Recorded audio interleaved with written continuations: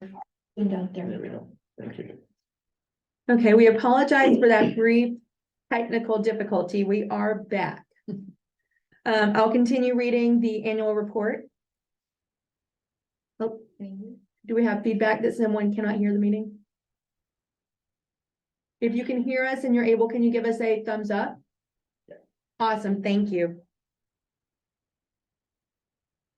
The Department of Education entered the rulemaking process this year to amend the home education rules for consistency with the changes brought about by the passage of House Bill 1663 relative to equal access to public school programs by non-public, public charter, and home educated pupils. HEAC reviewed and commented on a draft of the updated rules and assisted with clear documentation of the 3 options to whom parents may send their notifications. The council commented on where to incorporate in the rules consideration of a child's age, ability, or disability when evaluating educational progress. HEAC also provided suggestions for a technical assistance advisory being written by the department related to these legal changes. The Office of Adult Education is also going through their rulemaking process. Their administrator, Sarah Wheeler, attended a HEAC meeting to discuss concerns pertaining to home educators using the GED alternative, the HEAC exam. Council members were able to explain the ramifications of the current wording of ED 704 adult education rules for home educator access to the exam, as well as access to various public school opportunities if the exam is taken by a home educated student. Elizabeth Brown, the attorney for the department, gave the council a presentation on the right to know law. This year, HEAC has worked on best practices to support transparency, accessibility, accountability, and responsiveness of the council.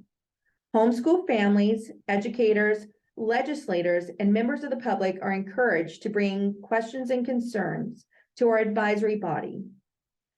The council had been hearing about confusion surrounding the education freedom accounts and was seeking to clarify the distinction between students being educated under RSA 194F education freedom accounts and RSA 193A home education.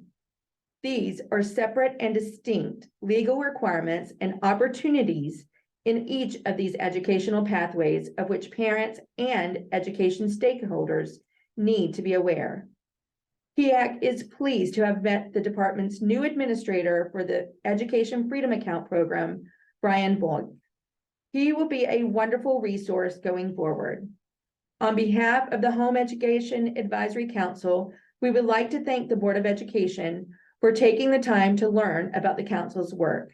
We hope to continue to be a strong asset to the home education community, education stakeholders, and the New Hampshire Department of Education. Okay, does anyone have any comments or requested revisions? Okay, all right, I'll go ahead and read the following part, which explains HEAC. Establishment of HEAC. RSA 193A, enacted in 1990, established home education as an alternative to compulsory attendance at school. The General Court recognizes in the enactment of RSA 193A as inserted by Section 3 of this Act that it is the primary right and obligation of a parent to choose the appropriate educational alternative for a child under his care and supervision as provided by law. One such alternative allows a parent to elect to educate a child at home as an alternative to attendance at a public or private school in accordance with RSA 193A. The General Court further recognizes that home education is more individualized than instruction normally provided in the classroom setting. The statute also created the Home Education Advisory Council, HEAC.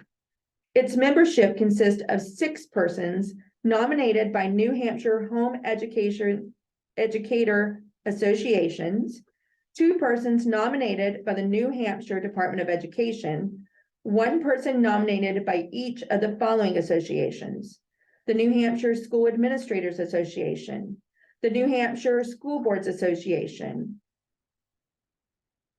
the New Hampshire School Principals Association, the Non-Public School Advisory Council, and 3 members of the New Hampshire Legislature, a senator and 2 members of the House of Representatives. The chair of the council is elected from among the home educator members. A list of the members of the council is attached.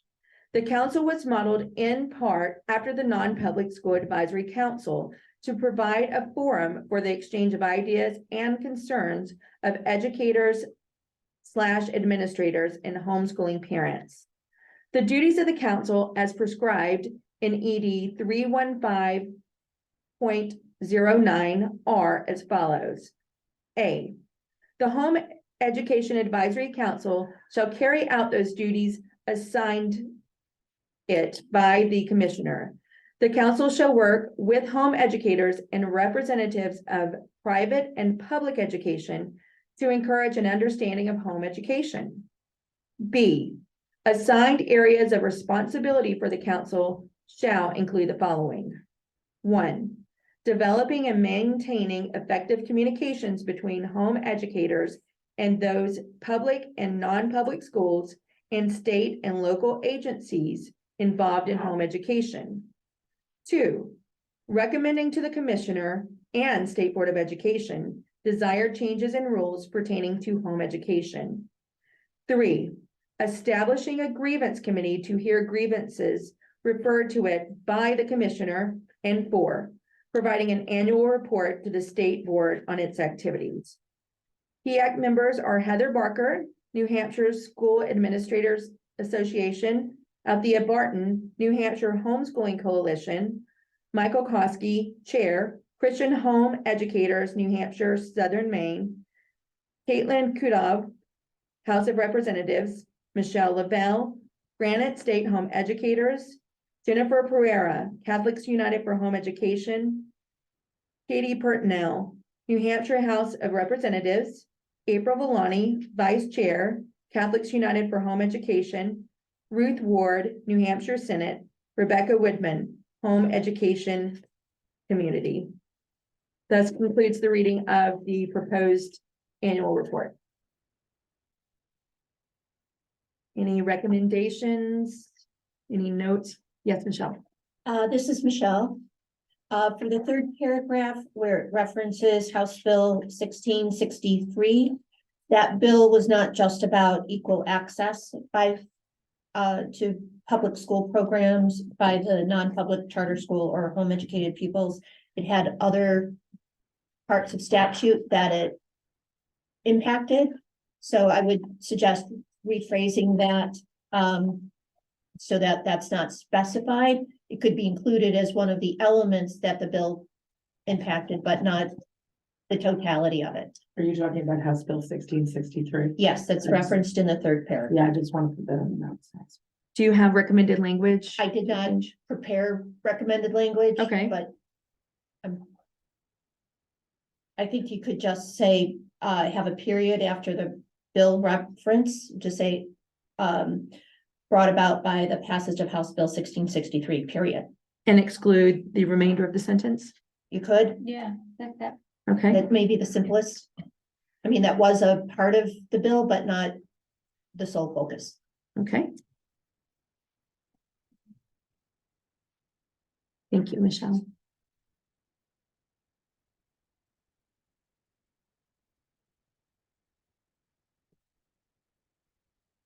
Any other suggested amendments or comments?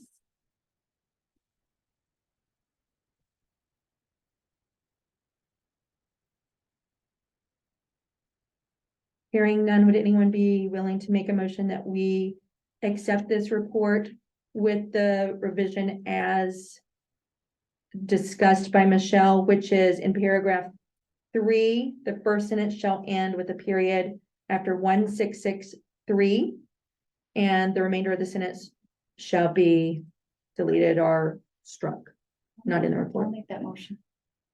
I'll second. Okay. Thank you. All right, I think if we roll call. yes. Okay.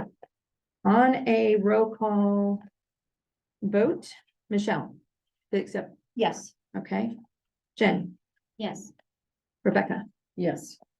Heather, Yes. and I'm a yes. So our annual report is approved.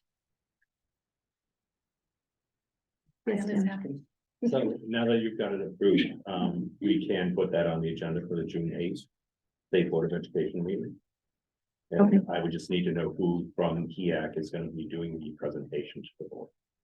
And if you want to just email me that, Okay, when you great. email me a finalized copy of the reports, I will forward on to Angela Adams for the commission. Okay. To get. Thank you. All right, and I'll just make a note that you need it by May 25th. Correct. Thank you so much. Thank you guys so much for that. I know that was an important piece to get accomplished today, so thank you for that.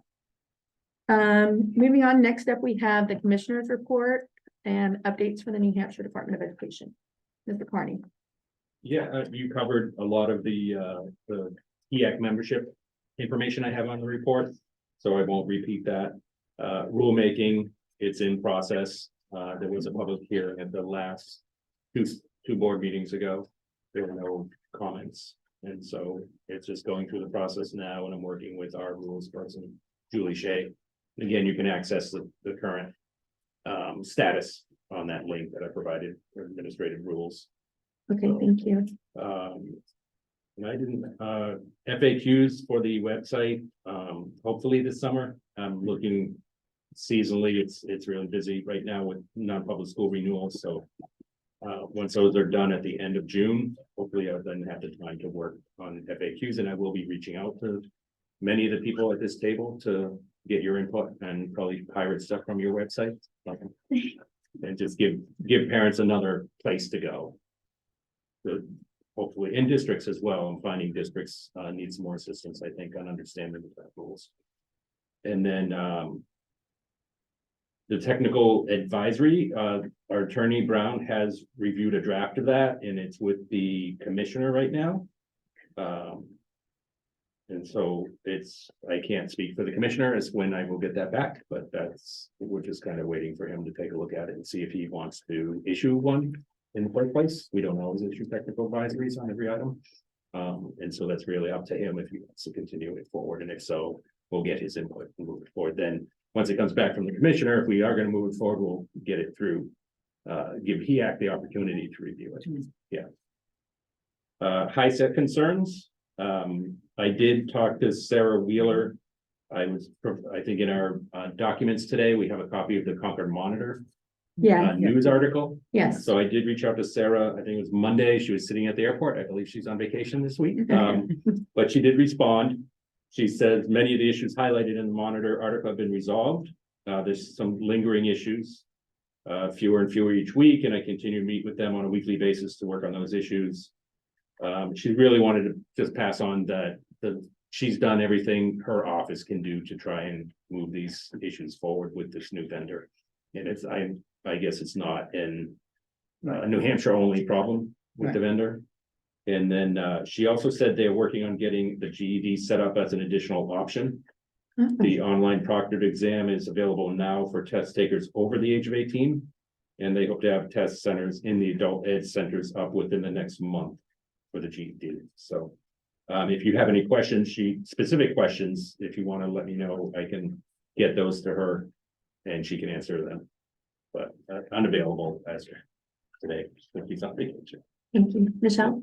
I have a question for you, Tim. Do you know if the technical advisory will expand on the other elements that House Bill 1663 touched on beyond equal access, or is the technical advisory exclusively on equal access? I don't know. I'd have to review House Bill Okay. 1663 to see what those other items are. If you want to share what you're Sure. referencing, Sure. specific items, and we can always add or do multiple TAs perhaps, depending on the nature of the. Sure. topic. What would be the best way to do that? Do you want me to mention it Yeah, if here? you wouldn't So mind, yeah, some of the things that HB 1663 did was clarify that when ending a homeschool program, who they notified, that it doesn't Mhm. necessarily go to the department unless the department is serving as the participating agency. Mhm. That was something, that the threshold of the 40th percentile for a standardized test is no longer in play, that it, the, oh, okay, the standard is right. progress based the- on age, ability, and or Right. disability. So there were several key elements that Right. are now being addressed in the ed rules, Mhm. but, They're not on the. but they're not on Yeah. the technical. Yeah, so advisory. I guess so the technical advisory is for equal access, which wasn't dealt with in 1663, correct? It was, Yes, In part, right? In part. Yeah, so the technical advisory is only on the equal access. And thank you. so I believe what my plan is to do training with the districts. Offer training, once the rules are formally in place. Okay, And use that as the reason we want districts to get, I don't want to do it now because the rules aren't in place, so I can't speak to them yet.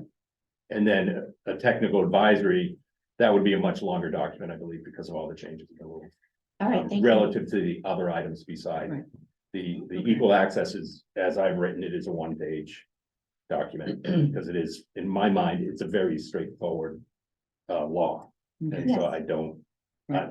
that's why there is a question, do we need to issue a TA? Okay, Because the law is very clear, Mm. and we don't want to, as a department, we don't want to keep Right. issuing TAs and to school districts, because they, after a while, they tend to ignore them, right? Because they're just getting hundreds of them, so. Yeah. So yes, I imagine there will be, at least from my perspective, there will be training that will be offered to districts either through Zoom or YouTube videos about explaining not only the changes, but what I'm finding is that a lot of districts don't understand the current rules. And I'm getting a lot of calls from parents that I'm dealing with and rectifying that situation on a case by case basis. So I think there just has to be broad training provided by our office. okay, Thank you. And those new, but I wanted to reflect the most current set of rules, and that's why I want to wait till those rules are adopted. thank you so much. Any other questions? I did have a question. I think maybe Tim can answer this question as well. I was looking at this and, under section 193(1), it talks about the compulsory attendance, and it does reference that the homeschool children are exempt from this requirement. And it also, toward the bottom of the document, also references the students who are in the EFA program. Hmm. And, but this one, 193(1)(c), which is what you're talking about, them having access, it only says homeschool students. Correct. It's my understanding that So- EFA students are not So, eligible for, okay, so they're not services. eligible correct, for for, access. correct. Okay, No, from what and it's a better question for the EFA administrator. So I'll caveat it that way, but Okay. my understanding is they're not eligible, they're not entitled. Is the better word. yes, that's a better word. And yes. I do understand from talking with my supervisor, Nate Green, that schools are choosing. Perhaps to let students participate or charge a fee If they're EFA. if they're students. EFA students, correct? Yeah, Okay, but again, that would be a better question. okay, And you're more than Well, welcome to call Brian and he can clarify okay, that for you. I'm just Yeah. thinking that we're going to get, in our circles, we're going to be asked that question. And that's a big distinction that I try to share Yes, with people who, yes. when it comes up in conversation from a home educated, someone under 193A. Right, And I say, Right. well, just so you know, if you shift to an EFA.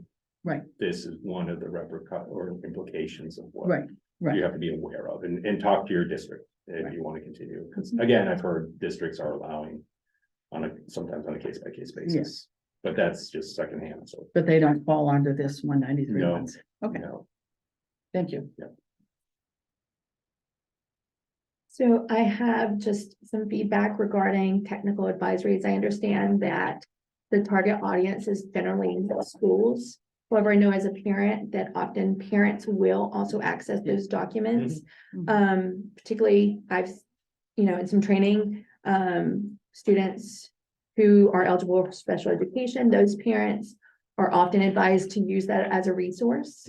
So, That's something to think about even though the schools may be the target audience, it's also helping to educate parents. Yep.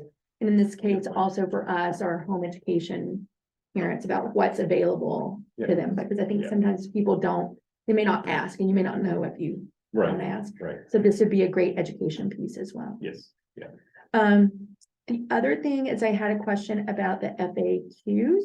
Mhm. And that is, I'm just curious, kind of how you may be planning to go about it, because as you get, a question and answer kind of formulated, will you put them on there as it goes? So at least there's some information out there instead of waiting till there's this perfect document with everything you'd like to include. Just Yeah, so- what your thought process is. So my about that. approach when I do FAQs, and I've had to do them recently for some new programming, innovation schools and open enrollment schools, is I go through the law and the rules. And I Okay, really, I put depending on the audience, and in this case, it would be for parents and guardians, and that's why I put my parent hat on and I go through the law. And say, okay, this law says X, what question might come from that? So I know there was one, what's a certified teacher? You right, know, and so then we could explain, and I try to keep it as factual as possible, Mm. Okay. based on the law or the rule that I'm building it off of. That Okay. way, it's not my opinion, my thought Exactly. process, and okay, again, it's something that I would hope to run through HEAC. And your home school associations as well, to get a good, feedback on, does this make sense? okay, But yeah, I try to avoid any opinion okay, or interpretation, and it is really about rule and law, because that's my role as a state employee, that's what I implement. My opinion doesn't matter. It's all about rule and law. so a big part of that is educating, Mhm. right, parents and guardians.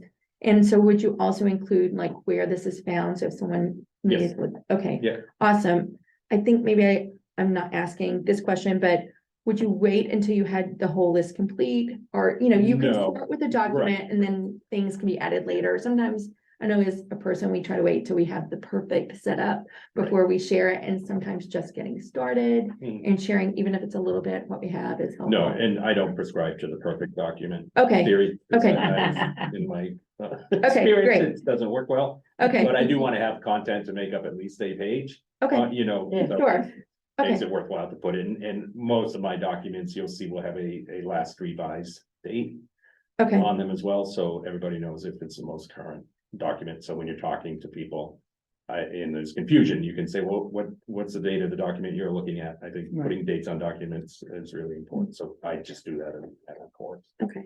Do you think the format will be like a like a link to a PDF? Or like Yeah, listed on the website? the way we have it set up now, it's a link to a PDF, Okay, excellent. Thank and there's you. a question and then the answer, and usually whatever reference to law or rule, whatever the citation is. Fantastic. Thank Yeah. you for working on that. Yeah. Okay. Any other questions or comments? Okay. Moving forward, we have member reports.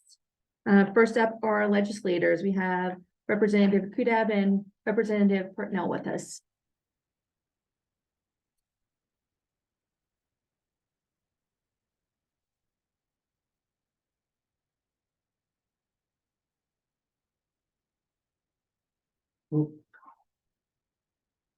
To bring that back up again this biennium. Republicans fought hard, but the Democrats had more members there yesterday. So that was a sad day for us. But First part of that Senate- comment, repeat yourself. The parental rights. It cut off. We couldn't hear the first part of what you said, Representative. oh, the parental rights failed in the House yesterday, SB 272. Thank you.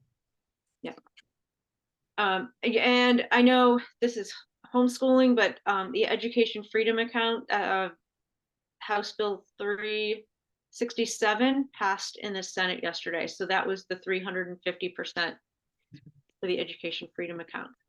They unanimously voted down that House Bill 464, I believe, that would have extended to specific groups of people.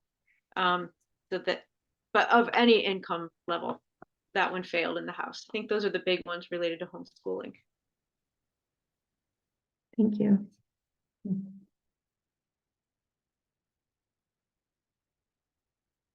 Representative Kudab, do you have anything for us? I think Representative Peternell covered it all. Thank you very much. Okay, next up is Christian Home Educators, New Hampshire and Southern Maine. Mr. Kosky is not here to give us a report today. And then Catholics United for Home Education, Mrs. Pereira. Yeah, we received dozens and dozens of emails regarding what's going to come up on the agenda, the procedures of HEAC. And I just wanted to, I made a statement, I wrote one up and we can include it in the minutes. I'd like to read it to everyone. Both the public and the newer members of the Home Education Advisory Council who might not be familiar. I've been on the council 8 years. So I just wanted to thank everyone who's taken the time to write to the HEAC council members to voice their concern about equal access to council meetings and transparency of council records. It's good to know what homeschoolers are paying attention to government bodies that deal with home education law. We've come to realize by reading emails sent to us that there's some public misconceptions about HEAC practice and HEAC's record. The following are some points I'd like to clarify. 1, the right to know law means more than submitting right to know requests. It guarantees open access to public meetings and minutes. 2, many council members have stated that they're in favor of a recording also being made available. 3, it's legitimate for those council members who have voiced concerns about the recording being made public by the department to have stated their concerns because the attorney didn't advise in favor of it. The council does not suppress its own members from voicing their concerns. Allowing healthy debate does not mean the council as a whole will take a certain action, or even that 1 or 2 member concerns will force an action. Council members research and discuss issues before them. People are emailing the council asking to have public comment allowed at meetings. This indicates that there's a misperception that there's no public comment at council meetings. Public comment has always been allowed, and I've been on the council and attended meetings for 8 years. Sometimes when there's no member of the public present via Zoom or in person, the chair has not stated that it was public comment time since no one was present to speak. Any member of the public attending a HEAC meeting has always been given time to address the council. This Home Education Advisory Council has worked hard to serve the homeschool community in New Hampshire is better for it. Homeschoolers have open access through the HEAC Council to the New Hampshire Department of Education to voice our concerns about their practices, rulemaking, their advice to the public about home education law, and to explain to them our concerns pertaining to homeschooling. We are not handed the meeting materials as the emails from folks have been saying. As the home education law requires, the homeschool organization representatives are the chairpersons creating the agendas and bringing supporting materials at the same time as we are busy homeschooling our own children. The one document not prepared by homeschool reps, the department report, has been graciously written in response to council members working hard to bring up issues that may benefit homeschooling. Thank you for communicating to the council your concerns. Public access to government meetings is very important. Thank you. Next up is Granite State Home Educators, Mrs. Liddell. Hi. Hi. Wanted to just say that our growth is continuing even this late in the year, which is quite unexpected. Just since our last meeting, we've had 100 people join our main group, 30 this week alone. It's quite surprising at this point in the year that people are still thinking of withdrawing from their local schools and not finishing the year. So that's quite interesting. And we're just having the same typical questions I think that most groups have about annual assessments from new families and explaining that. So I'm interested in the new business item about explaining the certified teacher. I can't say that our group has had questions about what that is, but it's certainly a relevant issue because people don't know who can and cannot do the assessments. But typical, ordinary annual questions like that. Thank you. Next up, we have Home Education Community.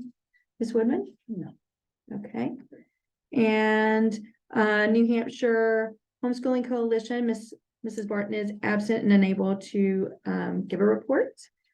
And then we have from New Hampshire School Administrators Association, Ms. Barker. I know that lots of school districts and certainly mine are looking at the new rules that are being proposed. And parents having full access with their children to school activities, co-curriculars, all of those good things. So that's good that that's out there. There's been great dialogues going on between school districts and the Department of Education. And people are asking for technical assistance around it. So that's good. So it's out there, which is what we want. Thank you. Anyone have questions or comments about what we've heard in our member reports? Yes, Representative Kudo. Well, I guess, are we gonna be talking again about the recording piece? Because I just wanted to clarify, Yes. Okay. Yes, that's coming up in the agenda, which you should have in your email. I'm not sure. Okay, if I you can- see that. I can wait till we get to that portion then. Okay, thank you.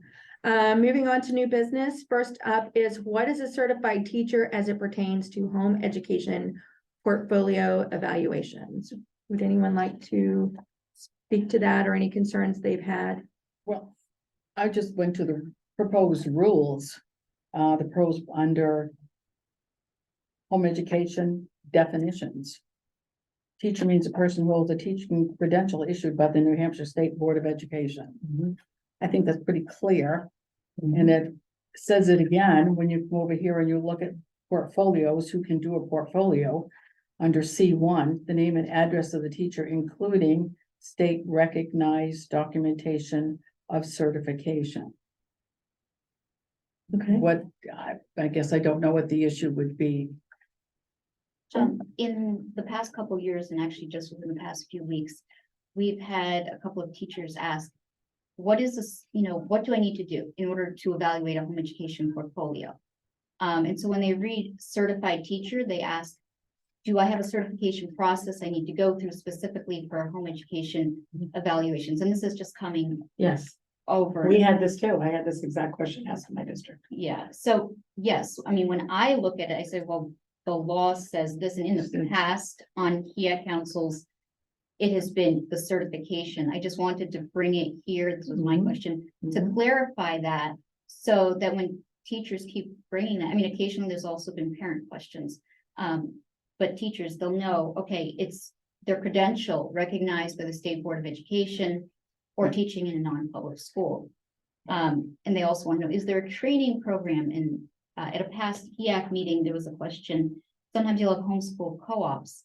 And so they say, can I go to my homeschool co-op teacher to have them evaluate? So I would go back to the law and say that if you're a credentialed teacher. Right. But it's Right. not Yeah. a non-public school. Yeah. It's homeschool.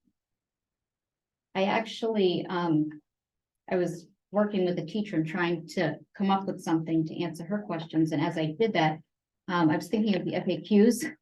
So I went through everything in the law and rules to try, like, if I were to hand this to a teacher, there's actually 4 teachers, not parents, but it help parents. What you might see in an FAQ, I was working on this morning. So.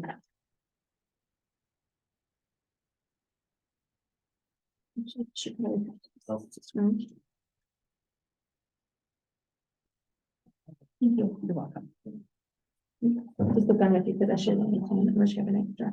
I mean, should we read this, or do we just want to answer the question that's brought up? I think it'd be nice to read it, to read the record.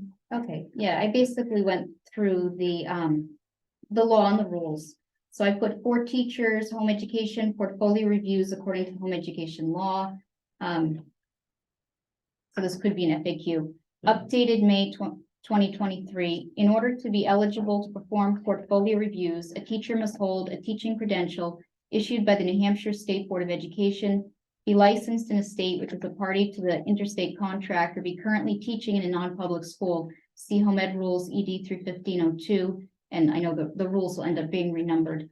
The law does not require any specialized certifications beyond this. The teacher selected by the parent shall evaluate the child's educational progress upon review of the portfolio and discussion with the parent or child, RSA 193A6. The subjects to be covered in the home education program include science, math, language, government, history, health, reading, writing, spelling, the history of the constitutions of New Hampshire and the United States, and an exposure to an appreciation of art and music, RSA 193A4. The law does not require that all subjects have to be covered every year. The portfolio shall consist of a log which designates by title and reading materials used, and also samples of writing worksheets, workbooks, or creative materials used or developed by the child. Such portfolio, which at all times remains the property of the parent, shall be preserved for 2 years from the date of the ending of the instruction, RSA 193A6. The law does not specify a format, i.e. paper, digital, or otherwise, for the portfolio. The home education rules ED 31508 require the following to be included in the documentation of the completed portfolio review. 1, the name and address of the teacher, including state recognized documentation of certification, or the name and address of the non-public school in which the teacher is currently teaching. 2, the dates on which the evaluation took place. 3, a description of the work reviewed. 4, a summary of the child's educational progress in the home education program, concluding with a statement that the child has or has not made educational progress. Educational progress is defined as growth and learning commensurate with age, ability, and/or disability within the child's individual home education program chosen by the parent, Home Ed Rule 31502, the signatures of the teacher and the parent. So that would pretty much explain, so if people could look at that, I don't know, it doesn't have to be today, but I'd like to be able to give this to all the people asking me questions or point to it on the website. Because I've noticed they don't necessarily know where to go in the law and rules. It's like, what do I do? Yeah. Yes, Tim. One thing I did when I was running Bureau of Federal Compliance was we would develop what we call fact sheets, which is basically the rules, federal rules we were working on were, 700 pages. And so I would basically take a bite on a topic and put it on a 1-page fact sheet.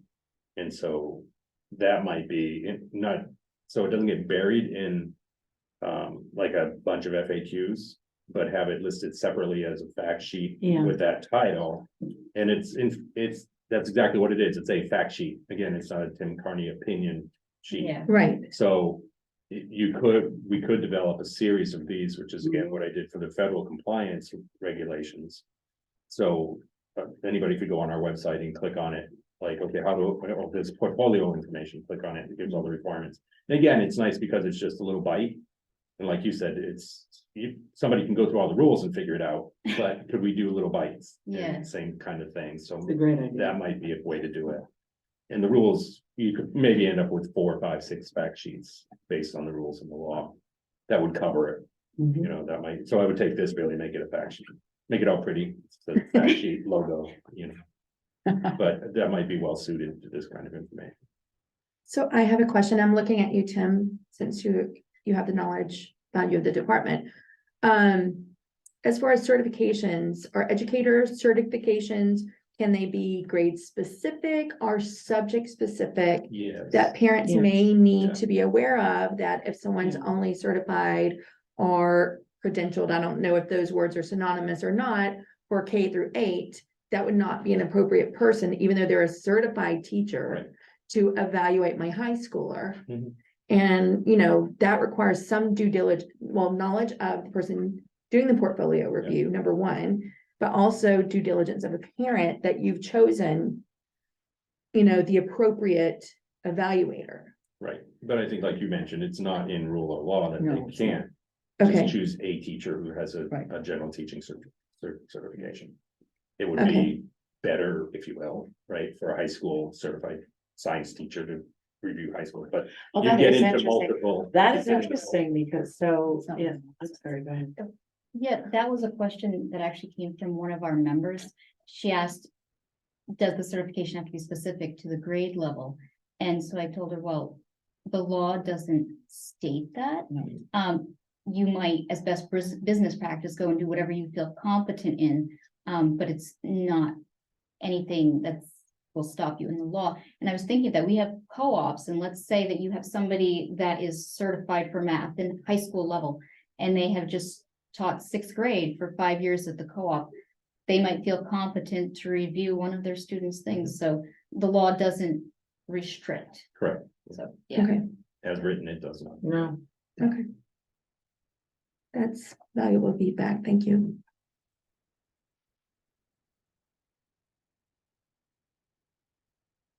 Any other comments or question about certified teacher? Okay, hearing none, then. Actually, can I? Yes, I guess absolutely. I gotta think this through for a second.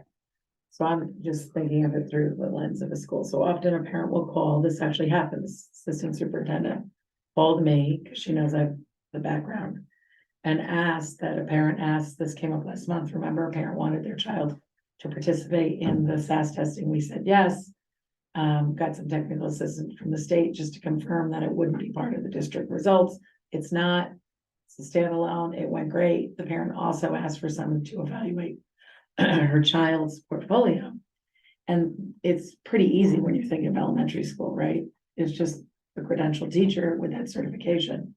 So I would have, with the lens or hat on of a school district, have said to parents in the secondary level, you know, would you have like somebody who's K-8 certified is easy.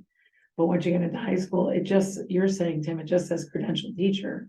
So it could be any teacher that holds that license. So schools probably are going to be harder on themselves in finding the appropriate people for parents. Mhm.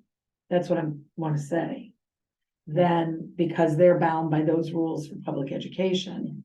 So I think we should be knowledgeable about that so that a parent is informed that I'm just looking for a strong teacher in your district who's would do this evaluation or whatever. Because one of my ideas was schools should probably have lists of educators who would be interested. We had specific people that did it for us in Concord when I was here. So I'm just thinking a school district might interpret that much more narrowly than the wide berth that the law gave it. I think that would kind of fall into business practice, like the Yes. school's law, a law or business practice, as opposed to what's allowed in home education law. Yeah, I'm just thinking that Yeah. schools might put up in barriers that without realizing they're doing it. Mhm. For a family thinking, oh my God, I've got to find somebody to do this. This is really, Right. so now that I know that, that's easy for me to think about, but we want to make sure school districts are educated about that too. That's what I'm thinking. Mm, Thank you. Yeah, because otherwise it's gonna take way more time. It'll be like it'll feel like there's a barrier. It's really not a barrier, Mhm. right?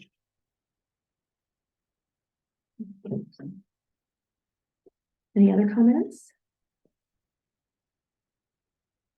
Hearing none, the next item on our agenda is about the high set technical difficulties.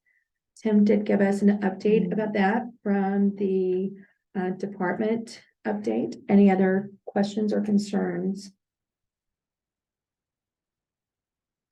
Do we know where the rules process is?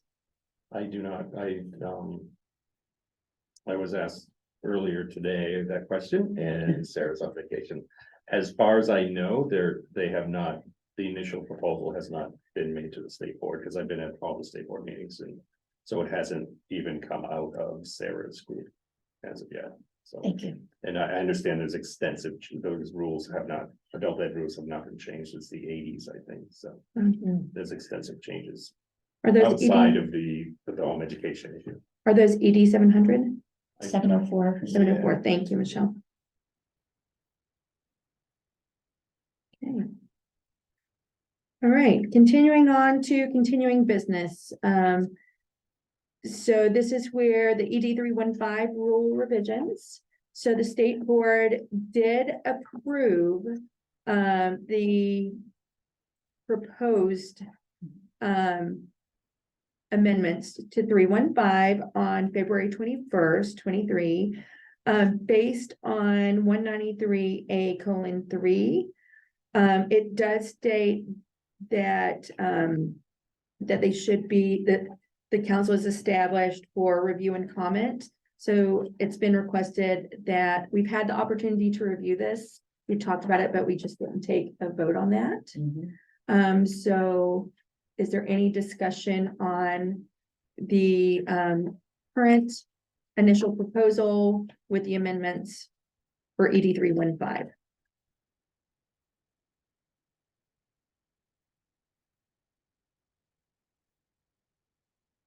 Would someone be willing to make a motion to accept the proposed rules?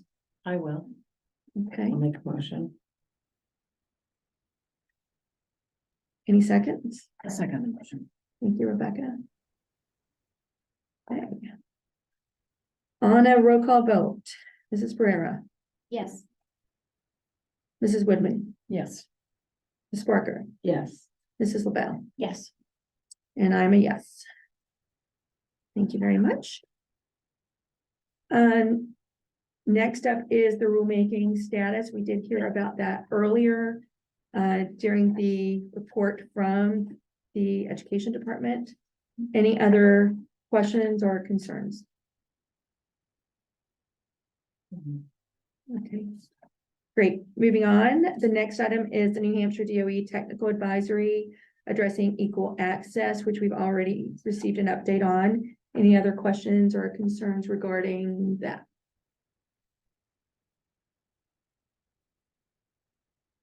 Fantastic. Next item is frequently asked questions on the New Hampshire Department of Education website. We've received an update on that, thanks to the department's update. Any other questions or reports on that item?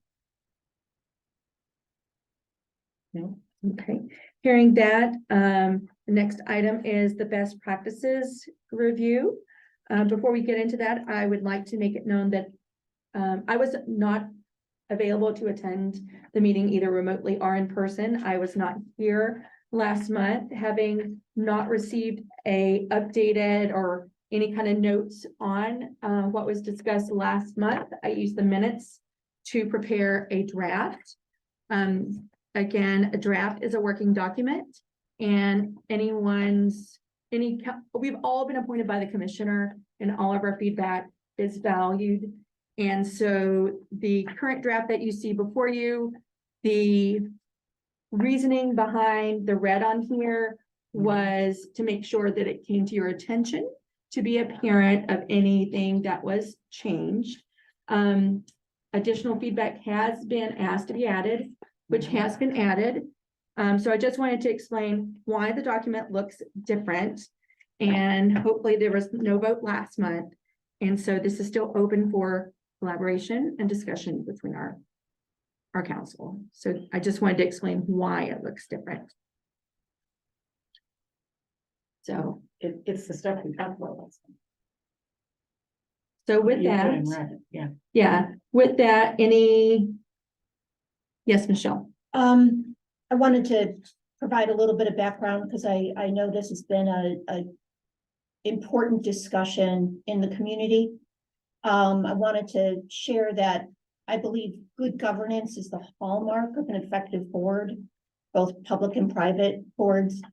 And good governance means being open and accountable and accessible to our constituents. And for us, that's the homeschool community.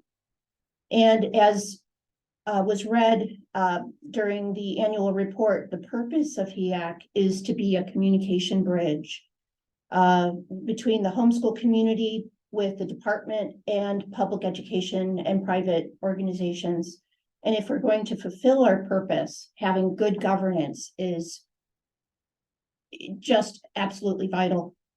And so that was the basis for the best practices proposal that I prepared for the council back in March. I have 3 particular areas of concern that I'm hoping we can work through today together. I did send 2 questions to the Department of Ed attorney, Elizabeth Brown through Tim. I haven't received answers. One was about who she legally represents as an employee of the Department of Ed. And the other question asked for clarification regarding recordings and on what basis they may be destroyed, which was her recommendation at our January meeting. The second area of concern I have is in preparation for today's meeting. I reviewed the best practices documents sent to us last week for review. And that's when I discovered that there were some what I believe are inconsistencies with what was discussed at the April draft meeting.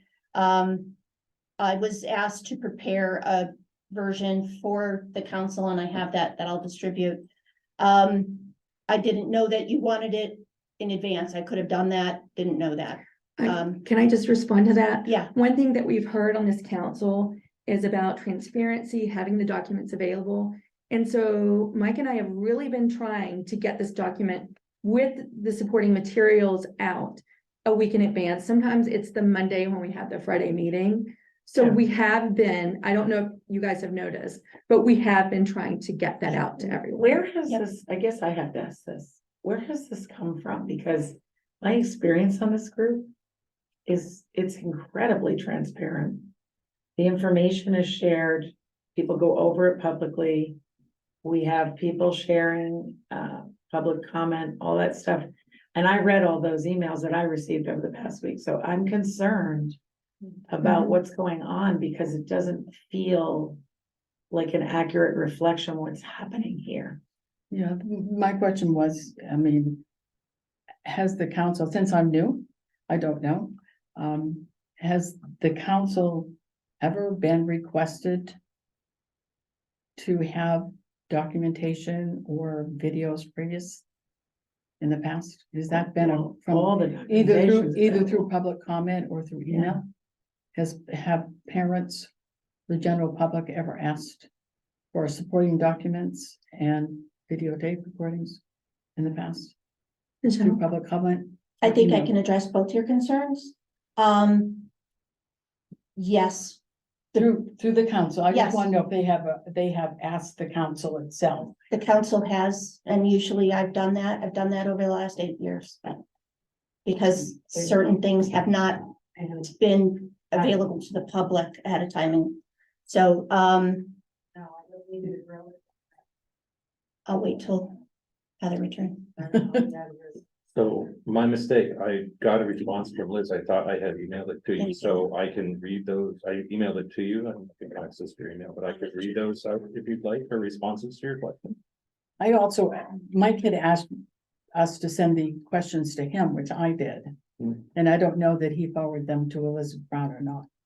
Okay, so these are the two questions from, I had two Um, questions as well. okay, and so I only got an email from Michelle. Okay, yeah, so Tim- they're up Tim, there. can I ask Sure. because I missed that one meeting.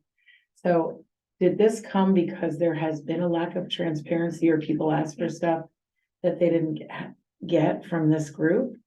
Or is this a new thing that has happened? We talked a little bit about it last month. Well, I was there for that. Yeah. Yeah, There were problems with,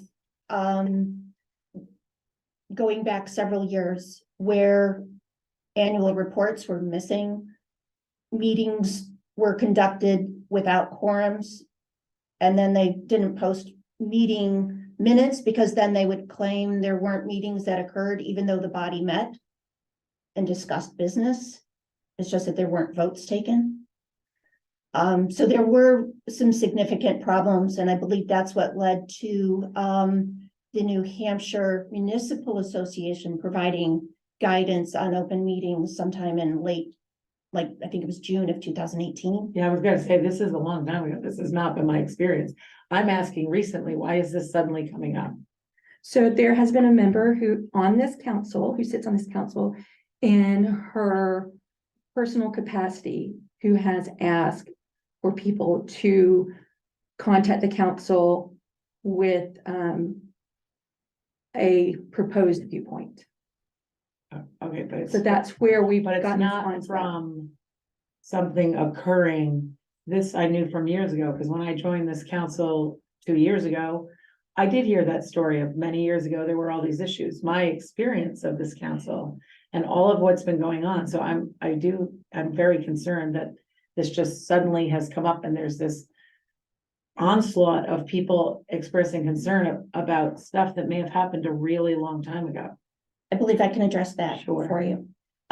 In preparation of today's meeting minutes, I went through the materials that were distributed a week ago.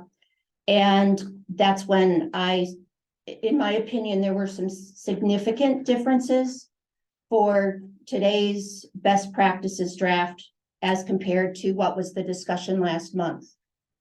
And that prompted me to go back and look at the April materials that we were given for that meeting and look back to what I actually originally gave to Tim and Mike in March, and things were vastly different from there. So I am concerned about how things are being modified outside of the discussion of the room. And I can show that. I Yeah, have I'd like to supplied, see that, because that's not what I'm seeing. got it.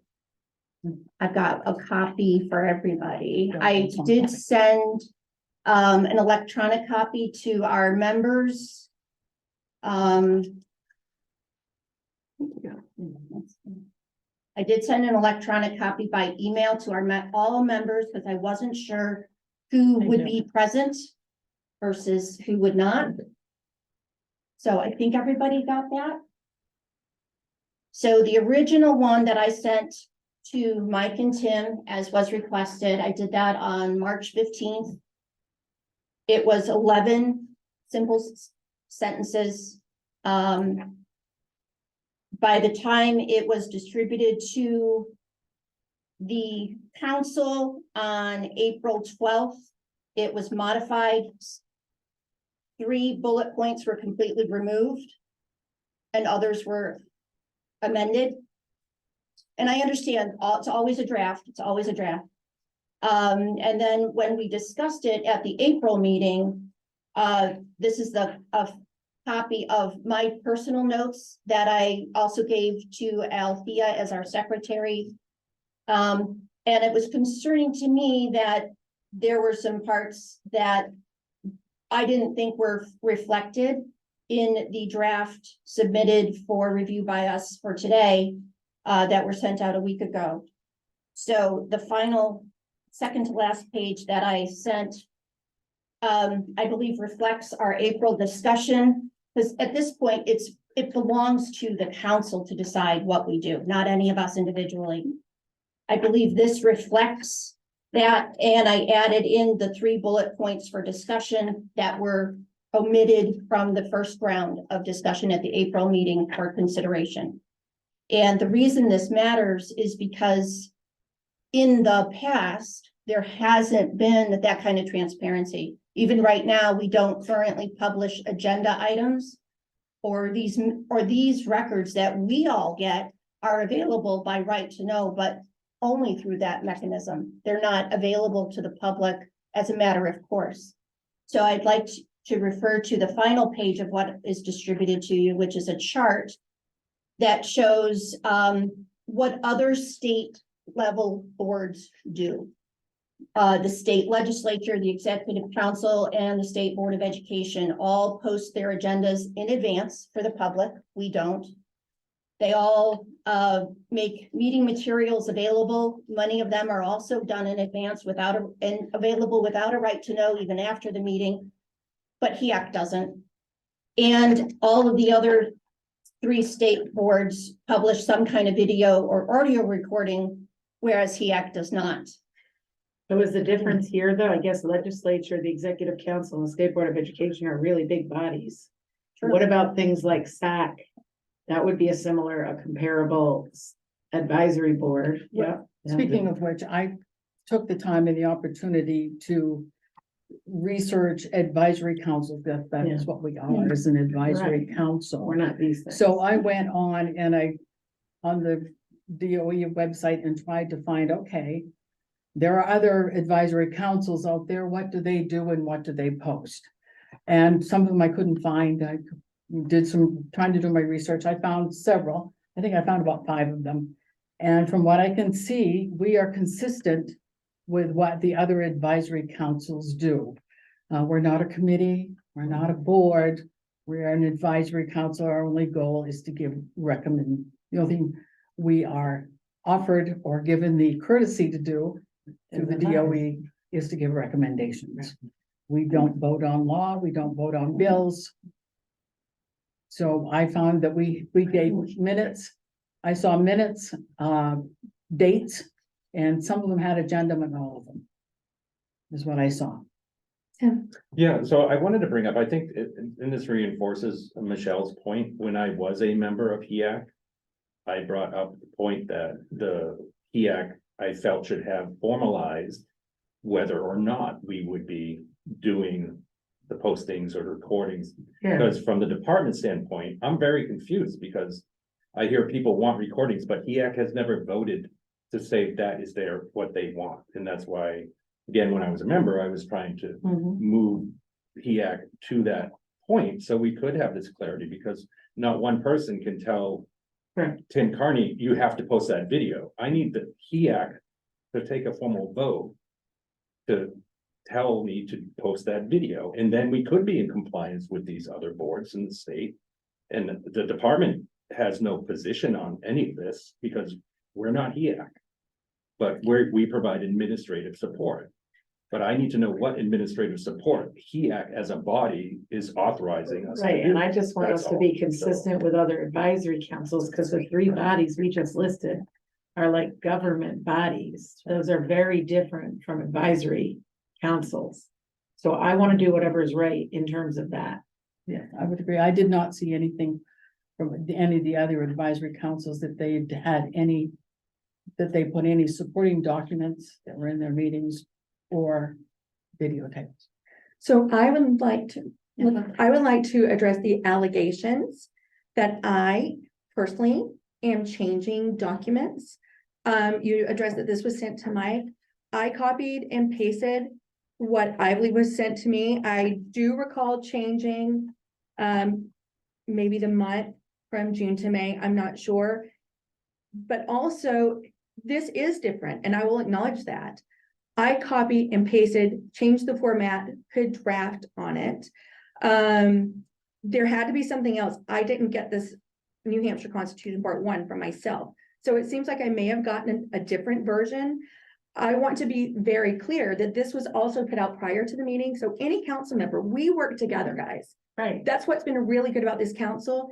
If there is a discrepancy before the meeting, that was the time to reach out and say, hey, that's not the most recent version that I provided. Can you please update? That's an easy fix. I didn't catch it Okay. before 2 days ago.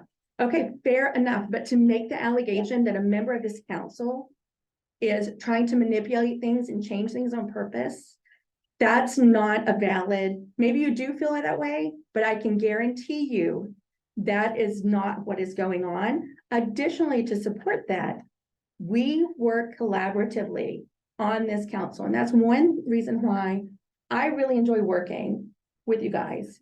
And therefore, because this is a draft, any member can say, hey, I want my idea included so that we can discuss it.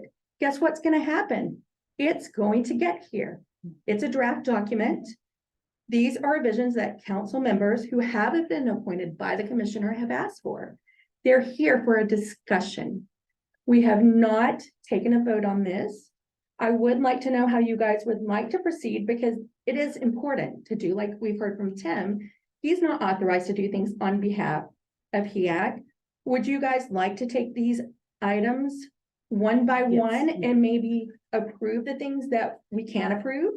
And Sure, if there's things we yes. don't agree on, we can discuss those. Can I ask, I think, Michelle, right, you proposed these, didn't you? There were We made the initial. the document, initial right? document, Right, and but other people- I discovered 2 days ago that Right, hold on, I So, get that, and yep. I actually don't wanna go there, because that Okay. makes me very uncomfortable, to be honest with you, that there's an allegation that people are believing. there Because is now it makes no, sense what people are writing, there's what they're no writing to allegation. me personally now. No, I'm receiving personal emails from people in the state who don't know me as a school official, that I'm participating in, keeping people from getting information. I'm not transparent. So those kinds of statements aren't okay. So you put a proposal forward for best practices in the spirit of collaboration and good intentions. I don't care which one of these we look at. We can look at all of them and decide what we like or don't like, or what we can agree on, and table the rest, because I do need to go. But what isn't okay is to presume that if something got left off or something isn't there, that somebody intentionally altered them. That has not been my experience of the people in this room, or the people that aren't here, that have been here with me the last years. I'm gonna echo what you said, April. I've really enjoyed being on this committee. Most Excuse me, people who probably think public educators don't like this stuff. So other people are being left out, I think. Okay, yeah, Representative Kutab has had her hand raised for a while. I I'm just sorry. wanted to- Oh, couldn't sorry, see we you. didn't see. Thank you. So I am on the SAC committee and they do post the agendas ahead of time. And I know you guys had a few questions in there and I can probably answer a few of them just as like clarifying things. I think in regards to like the recordings, if the DOE has them, somebody can get them from a 91A request anyway, regardless of if they're posted or not. But beyond that, as part of 91A, anybody can record any public meeting at any time, and they do not need to tell anybody in the meeting that they're recording it. They do not need permission. You can't decline. If you're at a public meeting, somebody can record you. I know people have sometimes expressed, oh, well, I don't want personal information about my child to be recorded. And one suggestion that's been made in other meetings that I'm in is if you don't want people to know like that it's your child, you could just say a child that is very familiar to me. And that way you're not like giving personal information about your own kiddo. And in terms of like the deleting of things, yes, like if you're using a recording to make minutes, like you can technically under the law, like delete that recording afterwards. But it doesn't say that you must delete the recording afterwards. And then in terms of the spot where you said like retains them for a minimum of however many number of years, that would actually be like a retention thing that's required as part of the New Hampshire Department of Education. They'll have their own retention law. And so I would suggest not putting the number of years on there simply because if it's not in alignment with their number of years, like it just, they'd have to change it in multiple places. SAC did have like similar discussions about also recording meetings and did ultimately decide to go ahead and record the meetings. And it would be the data retention specifically is covered under RSA 315.11 so I guess it's technically the education rule, but the records and minutes of the Home Education Advisory Council shall be filed and maintained in the department. So the Department of Ed would be responsible for maintaining those recordings. I know that's come up in the past where people have said, oh, well, does that mean that the chair is personally responsible to maintain them? Absolutely not. It's the Department of Education that's responsible to maintain them. So I hope that kind of clarifies like a couple of things. And I got the same emails about asking, for transparency and recordings, and I've obviously never even attended the meeting before. So I just wanted to point that out. I don't think anybody necessarily from the emails that I saw was trying to personally accuse anybody. They were just asking for transparency in general, although I did hear the other part about something maybe being left off. And I want to think, we all dedicate our time and join these, committees and commissions because we truly want to help. And I would find it hard to believe that anybody would be doing anything malicious or whatnot. I truly think it was probably a mistake if something like that happened. And I could see how that could be really hurtful to have that kind of accusation. So, I hope we can be kind to each other and just, appreciate how we all help out. So I'm not actually a voting member, but I would say that in the sake of transparency, I don't see a reason why not to allow the recordings to be posted if we are, have the technology to do them and it's going to make everybody feel like there's more transparency able. I think regardless of if we do it or not, anybody could do it and just post it up and at least, hey, then we have the full recording. And if somebody ever took anything out of context, we have the full recording and backup. So that would be my suggestion. Thank you. Representative Kutep, I have a follow-up question for you.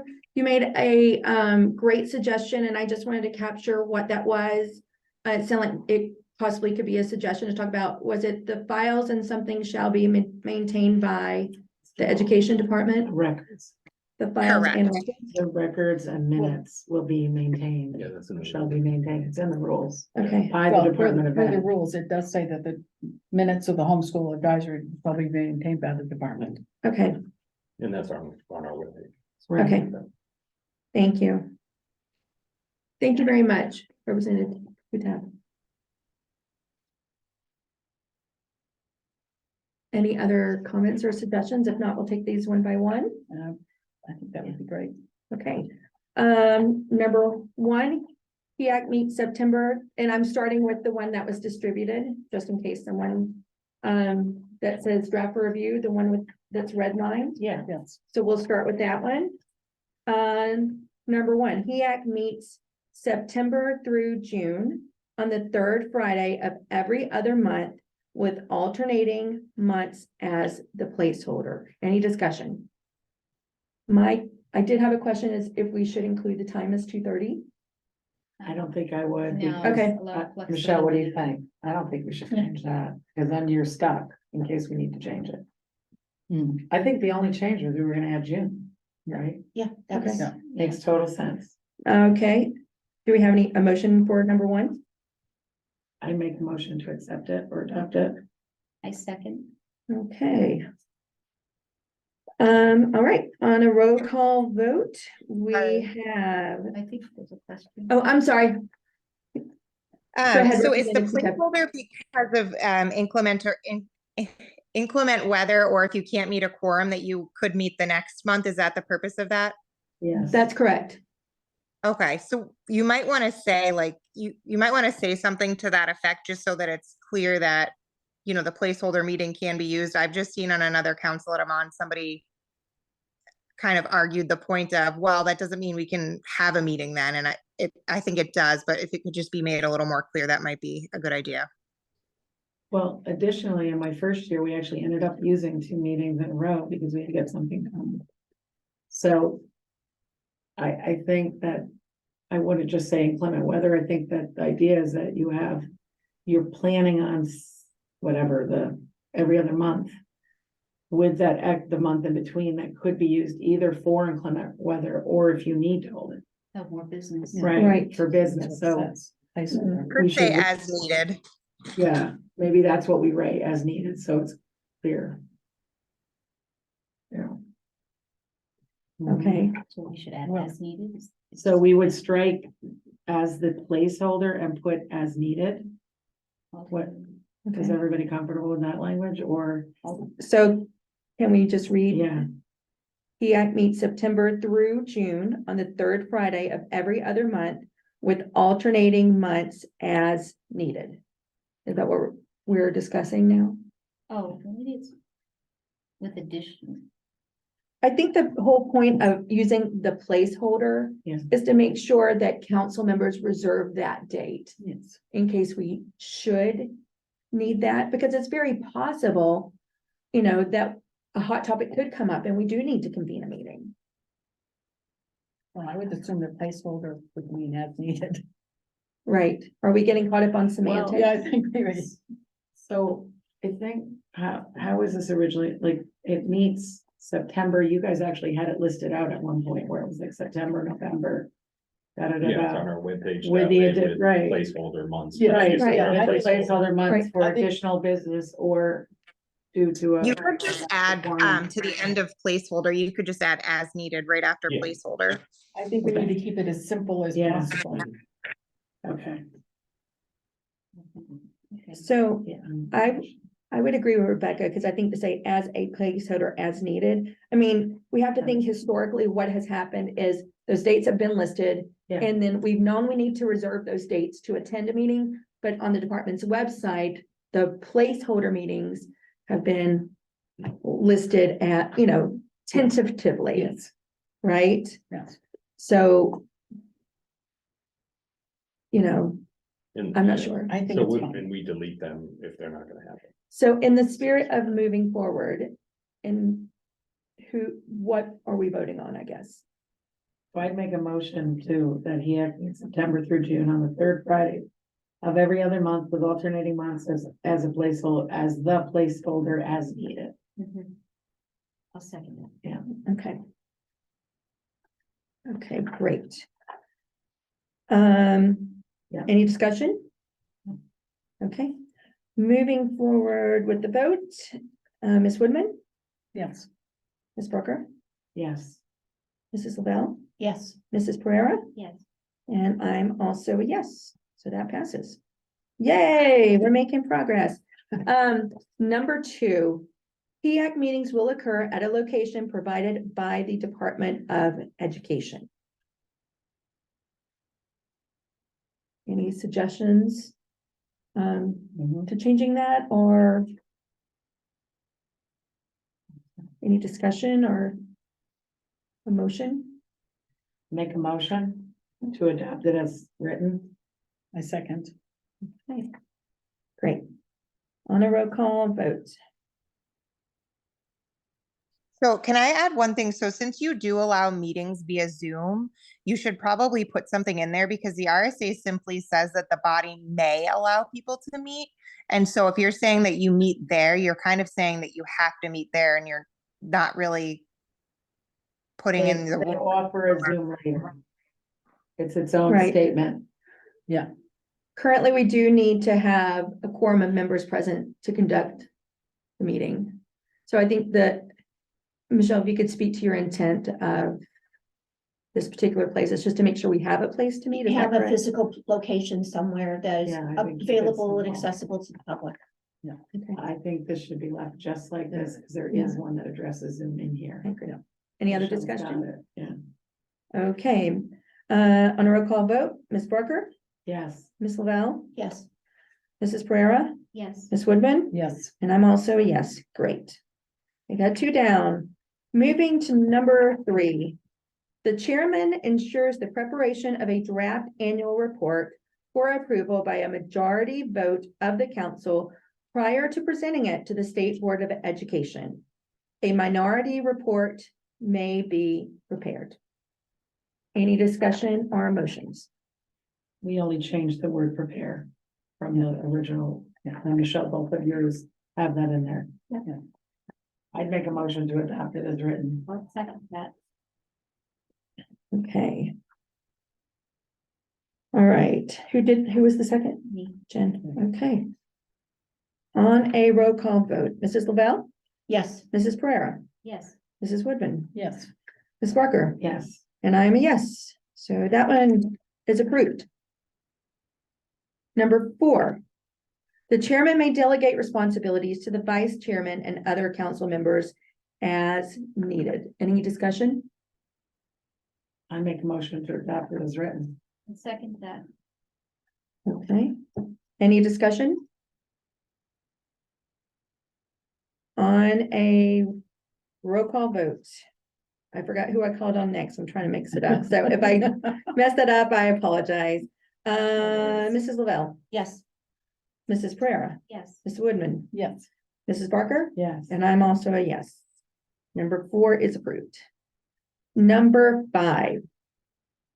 Meetings will be posted on the DOE website and at the DOE meeting location at least 24 hours in advance. Every effort will be made to also publish an agenda and related meeting materials prior to a meeting. An alternative proposed was the HEAC meeting notices list dates, times, and locations of upcoming HEAC meetings and subcommittee meetings. All meetings are held in compliance with RSA 91A, New Hampshire's right to know law. Michelle, I would suggest something more along the lines of the one I submitted that simply says in accordance with 91A requirements. In case at some point the law is altered to reflect the time posting requirements, like if that goes to 48 or 48 hours or something else. So not specifying that. Michelle, are you talking more would- like your original 2 that you wrote? right, which This- number would you be This referring would to? be the number 5 on the, This one, right? yeah, Number 5 says, I actually was gonna make the same It's- suggestion. on the revised one Yeah. that has the red Yeah. is number 5 for those following along. Yeah, I think that covers us should the law Yes. change. I was actually gonna suggest that because I saw that there. That the meetings will be posted. It's a little bit simpler. Yeah. I have a suggestion. If you wanted to take the word subcommittee and add that to number 5 to say meetings and subcommittee meetings. Well, they're both meetings. Yeah. So I Just don't, meetings. yeah, Who wants to look a minute? we could say HEAC meeting and subcommittee meetings. It may just be a nice refresher that all meetings, right, whether it's a subcommittee meeting or the full council meet, there needs to be And just say all meetings. posting. Yeah, I- all meetings. Okay, All meetings will be can we live with the wording this one? To combine these 2, all meetings will be posted on the DOE Actually, let's start with this. All meetings will be posted in accordance with RSA 91-A requirements. I think most people won't know what that is, though. Right, but then go on to state, Oh, would be posted, you could say on the DOE website, not the DOE meeting location.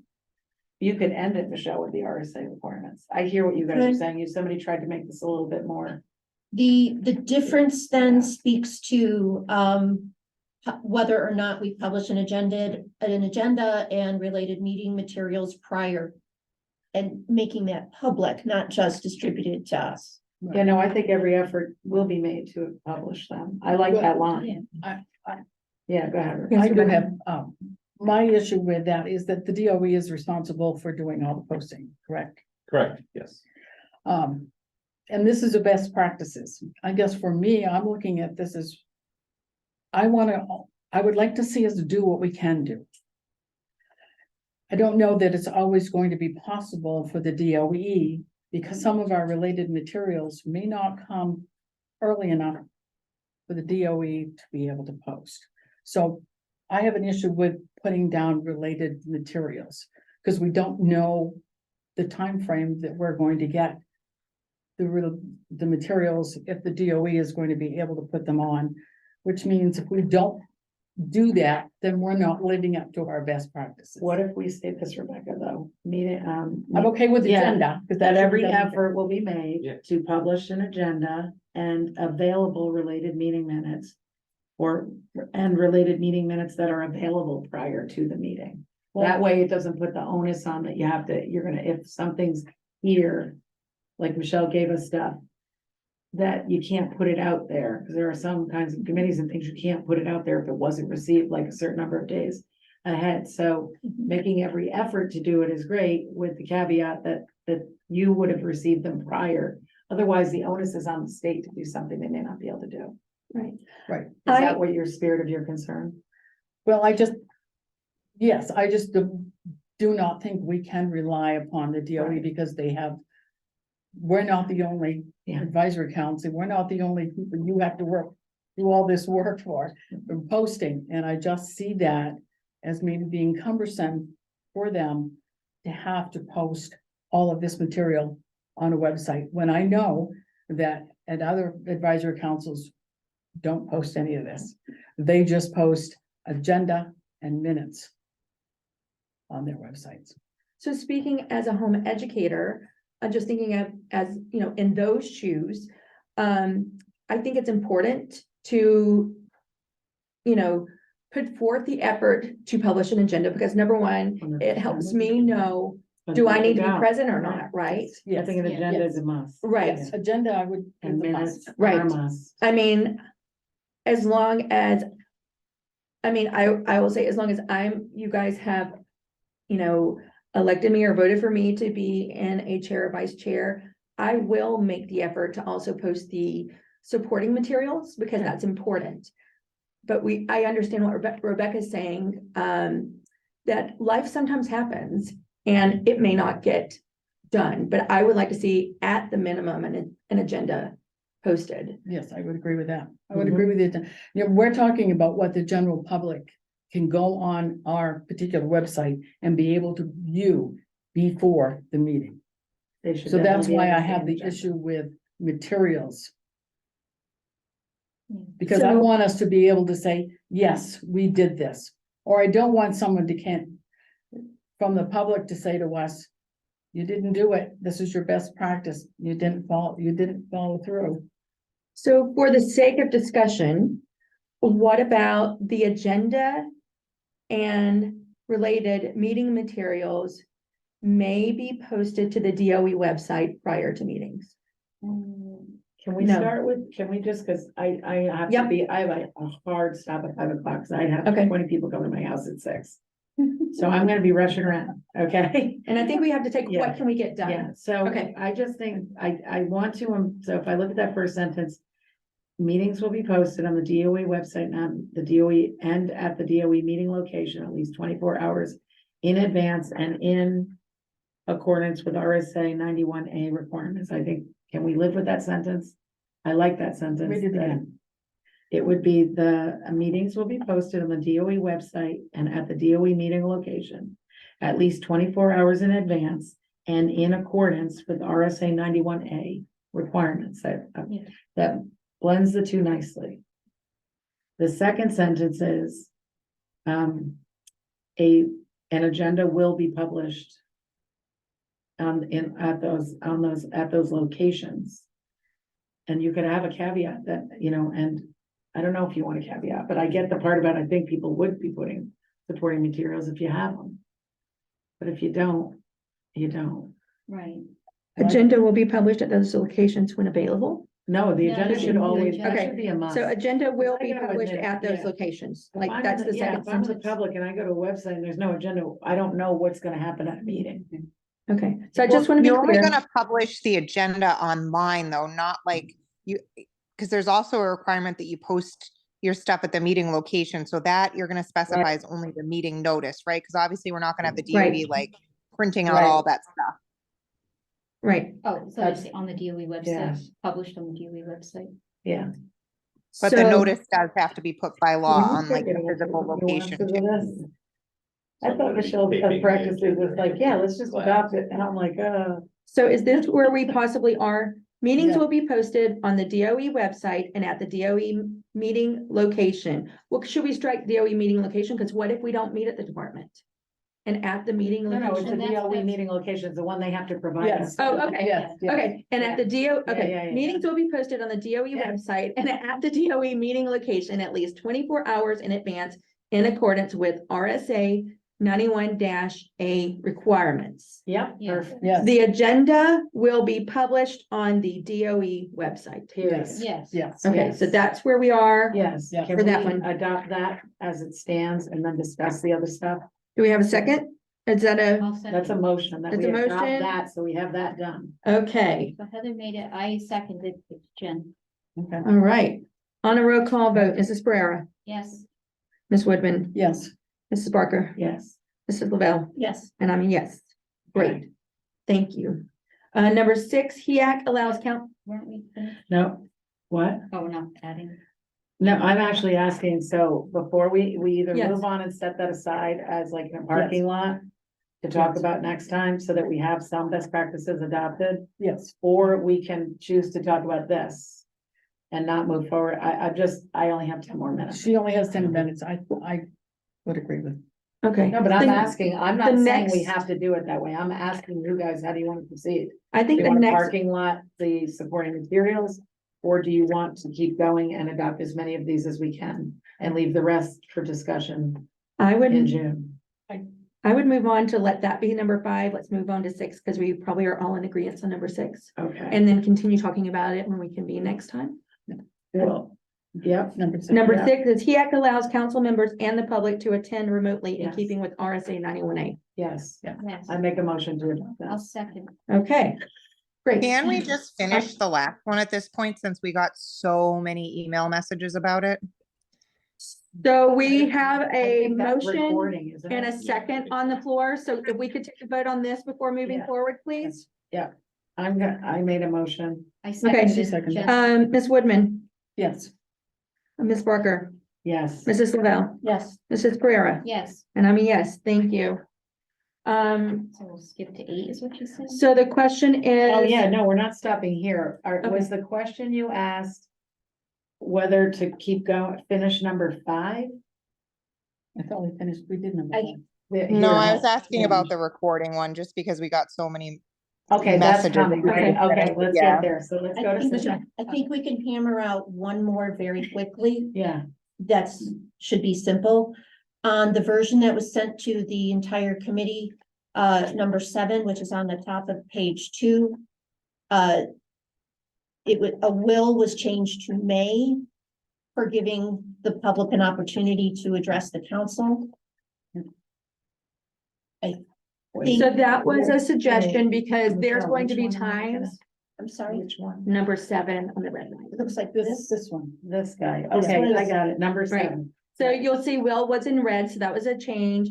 And May was being suggested. And the reason for that is because there will be times when we have limited time to meet and we may not have time for public comment, but we need to take action on items.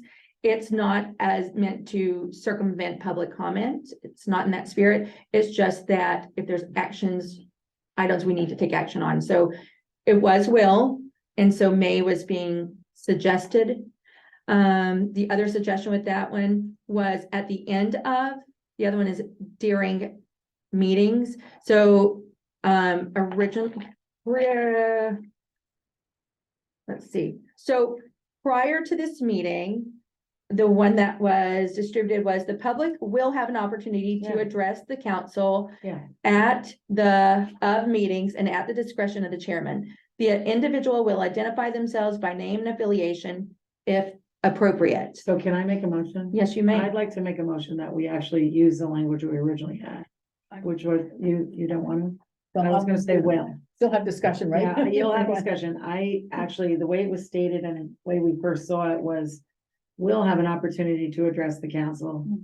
And at the discretion, all of that language was fine with me. And in the original one I saw, I was comfortable with that. So the May makes me feel a little bit less good about that. I agree.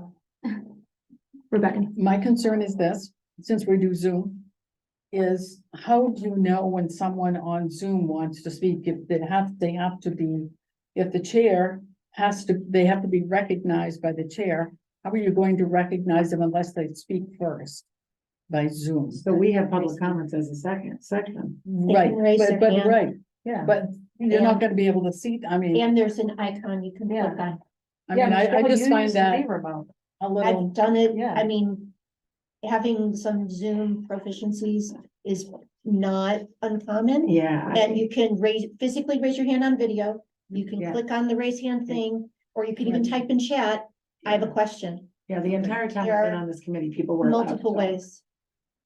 So as part of the discussion, I would just like to bring forward the public comment that's noted on the state Board of Education's agendas actually say the State Board of Education welcomes public commentary in person. That's underlined commentary is limited to 3 minutes per person and clarifying questions may be asked. Otherwise, the board does not provide feedback.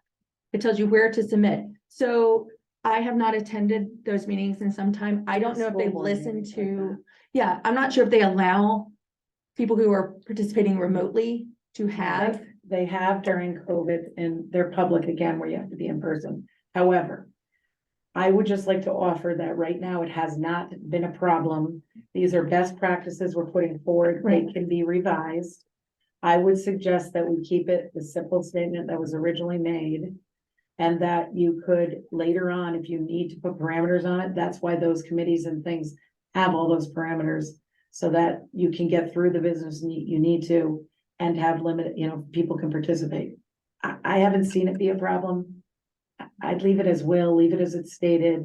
And if some committee, a version of this council needs to revise these, they can change it. I guess my So- preference would be to have a stated time when they could do public comment rather than at any particular time during the meeting. I think that could become disruptive. It could kind of lose the continuity of discussion between the members of the council. That's my line of thinking. So if you added a specific time, the Well- chair could still add something else. Yeah. See, I think the discretion of the chair, Rebecca, was because if we were talking about a topic and there were people present that could add to that topic and public comment was already over. If that was the only time they could talk in the structure of the advisory council, they wouldn't be able to talk. And I'm suggesting that the way Michelle first worded it gives leeway in both ways. You can have a stated to address your concern. Yeah. In all of our agendas, there's a stated public comment section where people can publicly comment first in person, and then we've looked online and see if anybody had any, and then we moved on. And then at the will of the person. So if somebody wants to contribute something and that the head of this group says it's okay, they could. That leaves, So, there's some leeway. so are we saying we're doing both? That we're gonna have public comment at the beginning? And we can have it during the meeting and at the end? Is that what we're saying? My understanding is at the discretion, when I'm reading, at the discretion of the chair. Could be at any time. So My, it's- Go ahead. my concern is, yes, I mean, even without a best practice Yeah. documented, it has historically been practice. for this council Yeah. to allow public comment. Yeah, I personally would prefer to give a little more discussion on if we're going to have a best practice policy, talking about what would that look like instead of doing it in haste, knowing that we have had it, and pick up this discussion about best practices when we reconvene. That's what, I'm only one person of this council. And so, if you'd like to make a motion, we can see how and there's a second, we can certainly vote on that. so I guess for me, I think this could be, I don't think that people, like it's a rush, because honestly, what I think Michelle was doing was writing down things that this council's been doing. So my experience for 2 years has been that there's a section where public comment happens, and at the discretion of the head of the council, you could say, he or she could allow someone else to speak at another time. I think stating it that simply is fine. I don't think if you start getting into 3 minutes and then it's only gonna happen at the beginning or it's gonna happen at the end, I've seen some places, it's at the beginning and the end. Or wherever, it's worked this way for, I don't know, you've been on this council 8 years. Yeah. It's people talk, we've listened to lots of people from Zoom, a lot of people. I don't know, I tend to be in agreement with April. okay, I like what you said, and I did want to add that you guys were saying like, oh, what about people on Zoom? There is a House bill which is expected to pass, which does mandate that if you allow people to talk in person, you also have to allow for that like same that. public comment on Zoom. So you can't just block. And I know you're saying right now that the DOE says only for in person and it's underlined, but that'll soon not be allowed anymore. And I have to say, as an advocate for diversity, equity, and inclusion, there will be times when people are homebound, and how can they participate if you can only do it in person? So I love that. Thank you. That's important. Well, I'm gonna make a motion and see if it passes or fails. Okay. So I'm gonna make a motion that the public will have an opportunity to address the council during the public comment section of the meeting and at the discretion of the chairman. The individual will identify themselves by name and affiliation if appropriate. I'll second that. Any discussion? I do have one thing that's important, and this comes from my background in working on a school board, is location is, especially where we're working with Yeah. families. Oh, It would be nice to see them also identify what city or town okay. that they're calling from, because if I we're can add that. consistently Yeah. hearing Yeah. from a particular region, we I love know, that. yeah, we know love that that. that's something we really need to Yeah, look into. so we would rate, so would say the public will have an opportunity to address the council during the public comment section of the meeting. And at the discretion of the chairman, the individual will identify themselves by name, affiliation, and location if appropriate. Or is it by name and location and affiliation if appropriate? Well, I don't know what We- that appropriate thing. my is. I don't know concern what about location might be where they're sitting. We really want to know where someone is a resident of, and I know there Alright, could be so homeless city. people. Their residents. They're residents. Yeah. By name, yeah, residents. If I'd use that word, How about the city? city or town, yeah, it could be city/town, and affiliation if appropriate. Does that sound good? I'd love to get this one on here, because this will make people feel better. Yeah. So, I would second that. okay. Any other discussion? I just want to clarify that the parameters are, will identify by name, city, and affiliation. If, Yep. okay, great. Any other discussion? No. Okay. On a roll call vote, Mrs. Pereira, Yes. Mrs. Woodman, No, Ms. Barker, Yes, Mrs. Lavelle, Yes, and I'm also a yes. So that passes. Mrs. Barker, you mentioned that you do need to leave at 5. It's I 5:02. do. Well, yeah, and we're down to one. We're down To 8. to 8, is HEAC post minutes, meeting materials, annual reports, and recordings of meetings on the DOE website and retains them a minimum of blank years. An alternative proposed was HEAC meeting notices, minutes, and annual reports shall be published on the New Hampshire DOE website. Any discussion or proposals, or yes? I think the two elements that are different are a reference to the meeting materials and the agendas. So this would be post-meeting, whether or not those Yeah, this meetings is are after. available, not before. Yeah. So those were the differences, I believe, between the two Yeah. versions that we're looking at. Okay. I have a comment. For one thing, I liked what the representative said about, however long the department, the standards of the department, however long they're to keep them as opposed to specifying yours. Yeah. So you're gonna like call that out in there. You're gonna say, as specified by the requirement for the department, right? So as a matter of discussion, I'd like to bring to light that HEAC doesn't post these things. It's the department that publishes, Oh, right. that posts them. That's right. And we rely on the DOE for that secretarial assistance. So, I would just say some wordsmithing probably needs to be done because we don't have the ability to post them. So this would be the Department of Ed The Department of will Ed. post. And do we have the Here's the authority? We don't have authority to give orders to the Department of Ed. No. How about, Yeah. will request? Or direct, request the director. My issue is, Representative.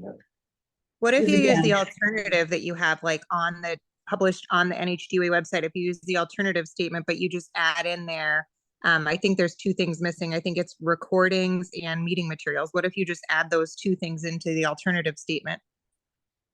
Because that's just saying they'll be published. It's not saying who's doing it. What's the alternative statement? It's right below it in red. It says, in yeah, there. meeting notices, minutes, and annual report shall be published on the NHDOE website. I thought they were. So in an effort to move things along, I'm willing to make a, I have one- Motion? one Yes, other Jen. point. I did bring something up at the last meeting. For one thing, the question was not answered that I'm aware of. If there's space on the department's website for video as opposed to audio. I think that for data integrity, it's much better for it to be on the department's website as opposed to YouTube. I don't like that, just publishing on something else. And I had brought up the concern about children on there, and I wasn't talking about what I was talking about, my own children or someone else's. I was talking about traditionally, like I brought one of my babies here, other people who served on the council have brought children here. And I don't feel comfortable with their faces being there. And also I try to recruit members for the council. And some people don't want to come up and volunteer if their faces are here. Yes, I know, right to know someone else can do it, but it's making that a policy is different. So I would suggest audio recording. I'm willing to make a motion. Rebecca, you had something? yeah, I'm going to go back to my original thought process, which was none of the other councils have materials posted or record or tape recordings, video recordings or audio recordings at all. I just think we're asking too much of the Department of Education when there is no other council that does that. And we do have, people can attend our meetings in person. They can attend by Zoom. We're offering something that before was never, we were able to do years ago. I mean, Zoom is a perfect opportunity for people to be able to see what we're discussing and what we're doing. Thank you. As, Sure. go ahead. I would like to make a motion just to move this forward.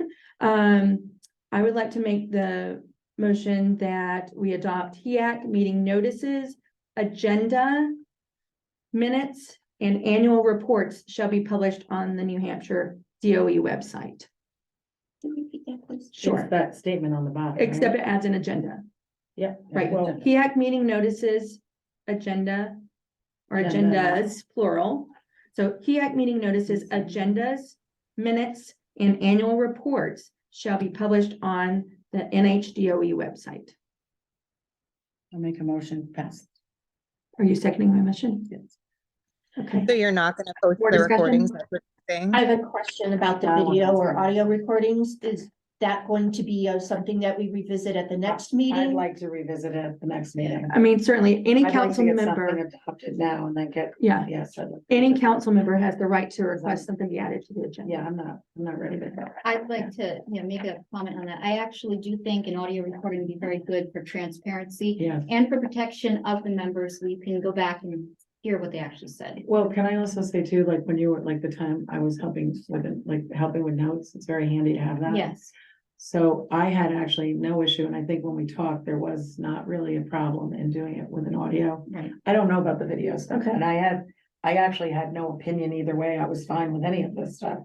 However, I will vote on this, what you're proposing, April, with the idea that Revisit. yeah, so we're gonna look at it again, and I'd like to add that last, to look at the last thing, I think, Michelle, you had on one of these that.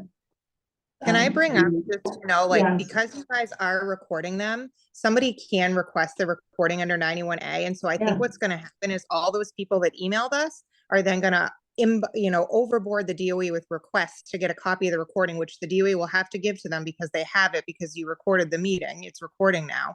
And so I kind of think we're gonna create more work for the DOE by not putting up these recordings. I think this month, since the meeting is recorded, all those people, I mean, I must have gotten at least 100 emails, are gonna individually send requests to the DOE. So is we're recording our meetings now? Yes, Yes.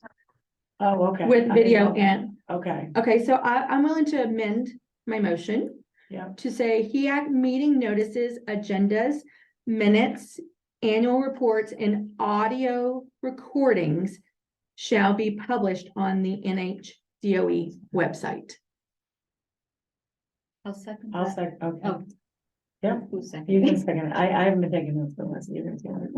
Okay. Is there a way for the You can DOE see the to recording. take the audio recording only off of the Zoom? I just don't know. So I'm asking, like, Yeah. is there a way So that that's- we Yeah, so Tim Carney with the department, that's a question I have. And I'll have to talk to our technical people. And I also have the question that if you're only posting an audio recording, do I need to continue to have the camera on? I don't. Or know should if I you turn it do. off? Because You what don't we're have making to. available is audio and not video, so should we turn the cameras off don't when we know. hold our meetings on Zoom?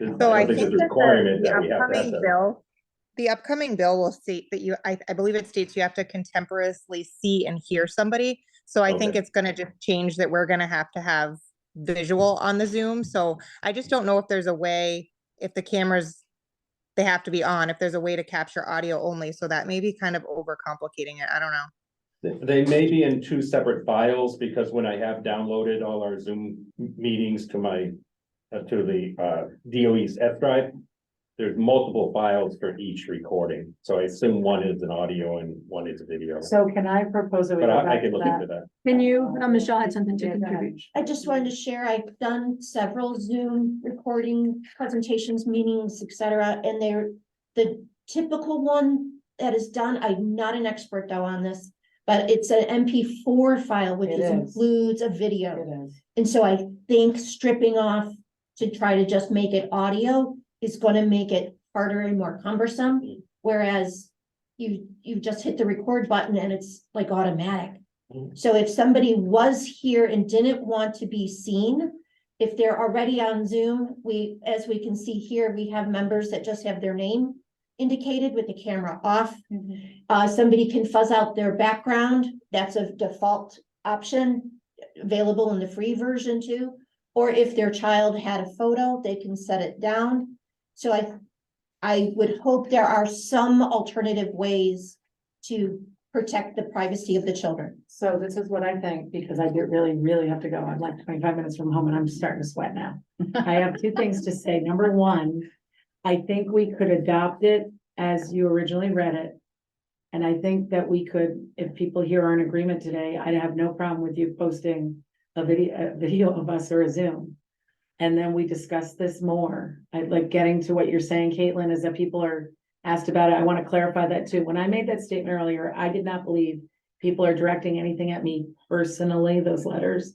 However, somebody could be reading that stuff. That's all I'm saying, is that I know it wasn't personal, but it's not great. So If people are looking for that, I don't have a problem, and I think maybe I don't know what the advice is of the attorneys, we never got into that, we don't have enough time. Right. But we could adopt it that way with the idea that I don't know what you guys all think, but I do not care if there is a Zoom recording that people can look at and see, okay?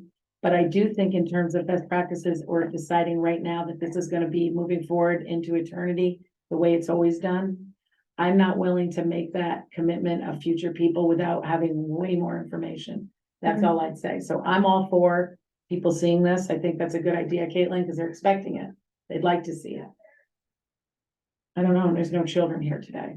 I think it would be nice if we also had the answers from Liz Brown, And as we- well from the Yeah, and attorney. I apologize for that. Yeah, I we think had that, them on Monday. because her recommendation was to destroy the video Right. after the minutes had been approved. So I would like to have her feedback. And I'm curious as to why they said that. Okay, Because I so wasn't at that. can I meeting. amend my motion one more time, Yeah. just so we can? 'Cause I gotta go. This is gonna be it, and then Heather can't be with us, so we can't vote on anything after this. Okay. This is my final, I'm so sorry, this is my guys. final, motion. HEAC meeting notices, agendas, minutes, and annual reports shall be published on the NHDOE website. Second. Okay, thank you. Any more discussion before we take a vote? Just to Michelle. clarify, we can revisit this one Yes. again next I- month. I That's want my to understand. understanding. Yes. I'm agreeing with Thank Michelle. you. We're gonna come back to this. On a roll call vote, Ms. Woodman, Yes. Ms. Barker, Yes. Mrs. Lavelle, Yes. Mrs. Pereira, Yes. and I'm also a yes. Thank you very much Oh, for no, your thank you meeting. guys. I'm so sorry. I was late getting here and I'm making Yes. all these now. Could, The worst person. yes, we still have items we can discuss Yes. without voting, so we can continue. Thank you. Thank you, Heather. please Michelle, let, thank you for putting those forward. thank you. Please let the minutes, note that Mrs. Barker is leaving the Yes. meeting at 5:14 Okay. PM. Thank you, Mrs. Barker. I'll let you know how it goes. Thank Thank you. The next line item on our agenda is announcements. Does anyone have announcements? Tim, I do have a response from Liz. And the email from Liz. Okay. 2 questions. Did you want me Okay. to read those? I forwarded it to Michelle. I apparently didn't send it to her. I got it on Monday. sure, if you'd like to So do that, if- that's fine. just for informational purposes. Sure. I don't know if you intend to share that with. That's us, fine, taking yeah. back. It's fine. But I think her response was pretty straightforward. So the question was to Liz Brown, the DOE attorney. Who do you represent as an attorney employed by the New Hampshire DOE? Are your duties to protect the department? Again, Liz's response to number 1, I am employed by the New Hampshire Department of Education. I represent the department.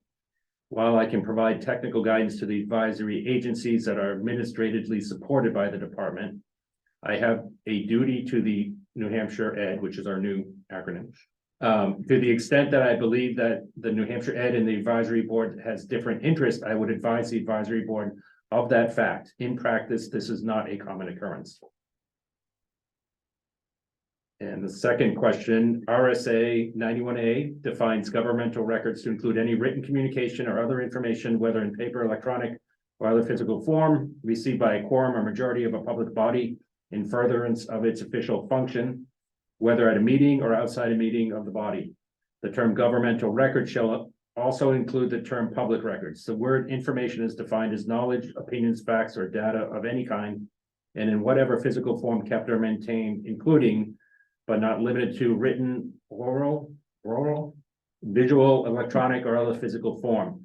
If video recordings are governmental records, then under what statute does that allow these recordings to be destroyed? And Attorney Brown's response, as to the obligation to preserve recordings of meetings, an agency is not obligated to retain notes, tapes, or other draft materials used to prepare minutes after final minutes have been approved, prepared, or filed. She cites Brent versus Paquette. I won't read all that out. If drafts, notes, and memoranda or other documents not in their final form are disclosed, circulated, or made available to a quorum or majority of the members of a public body and retained after the public body or agency has approved final minutes, they will be subject to inspection. See Orford Teachers Association versus Watson. Drafts, notes, memoranda, and other documents not in their final form, which are not disclosed, circulated, or made available to quorum or majority of the members of a public body are exempt from disclosure.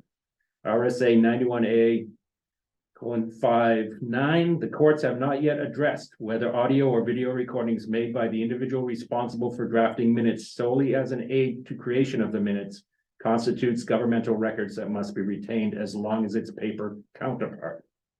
Assuming the purpose of recording the meetings is to prepare minutes and those are not shared with the majority of the members of the advisory board, the recordings do not have to be retained. So I don't know if that clarifies anything, but it may prompt additional questions from. I was gonna say, can we get a copy of that? Yeah, I need that for Yes. the minutes. Yeah. And I will forward that to you guys Thank you. Monday. Any other announcements? Okay, informational items. Tim has informed us, since we have now approved our annual report, that if we get it to him, he needs it by May 25th, that that we could possibly present it to the State Board of Education on June 8th. Yeah. So I appreciate all the work of this council and getting that approved. And I would just need to know the names of the people who will be presenting Okay. so they can be put on their agenda properly. Okay, and a second public comment section is listed to allow any public to comment on anything they've heard or learned during our meeting. So with that, does anyone have a public comment regarding what they've heard during our meeting?